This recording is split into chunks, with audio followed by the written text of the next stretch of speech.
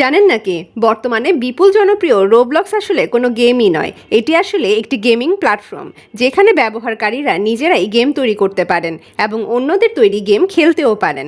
জনপ্রিয়তার শীর্ষে থাকা রোবলক্সের মূল ভিত্তিপ্রস্তরটা কিন্তু স্থাপিত হয়েছিল 1989 সালের দিকে। ডেভিড বাসজুকি এবং এরিক ক্যাসেল নামের দুই প্রকৌশলী তখন ইন্টারঅ্যাক্টিভ ফিজিক্স নামে একটি 2D শিক্ষামূলক সফটওয়্যার তৈরি করেছিলেন, যার মাধ্যমে শিক্ষার্থীরা পদার্থবিজ্ঞানের বিভিন্ন পরীক্ষা নিরীক্ষা ল্যাবের মতো করে কম্পিউটারে দেখতে পারত। কিন্তু এই দুই প্রকৌশলী খেয়াল করলেন এই সফটওয়্যারটির মাধ্যমে বাচ্চারা শুধু পদার্থবিজ্ঞান শিখছে না, বরং তারা এটি দিয়ে নিজেদের মতো করে নানা ধরনের মজার জিনিস ও ব্লক তৈরি করছে।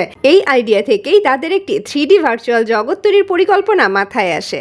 2004 সালে ডেভিড এবং এরিক মিলে এই 3D জগৎ তৈরির কাজে হাত দেন, যার প্রাথমিক নাম রাখা হয় ডাইনাব্লক। পরবর্তীতে 2005 সালে এর নাম পরিবর্তন করে রোবট এবং ব্লকস মিলিয়ে রোবলক্স রাখা হয়। এই নামই 2006 সালে এই গেমিং প্ল্যাটফর্ম উন্মুক্ত করা হয়। 2007 সালে রোবলক্সে যুক্ত হয় রোবাক্স, এটি একটি ভার্চুয়াল কারেন্সি বা মুদ্রা। 2013 সালে এই প্ল্যাটফর্ম এই কারেন্সি আসল টাকায় রূপান্তরের সুযোগ দেয়, যা ছিল রোবলক্সের জন্য একটি টার্নিং পয়েন্ট। এই সুযোগ প্রদানের মাধ্যমে রোবলক্সের ব্যবহারকারীর সংখ্যা বহুগুণ বৃদ্ধি পায়।